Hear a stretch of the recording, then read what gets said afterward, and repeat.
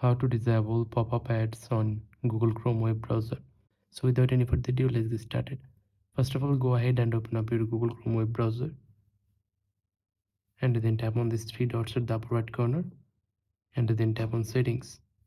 And guys, I want to say something to you. After watching this video, if you think this video is useful, then don't forget to like this video and subscribe to the channel. And once you are Google Chrome web browser settings, now scroll down a little bit and here you'll get advanced. Under the advanced you will get site settings. Tap on it and now scroll down and here you'll get content. Under the content you will get pop-ups and redirects. Tap on it and then here you will get pop-ups and redirects. Disable it and we are done. From now on you will never get pop-ups on your Google Chrome web browser. Hope this video helps you. Then don't forget to like this video and subscribe to the channel. Goodbye.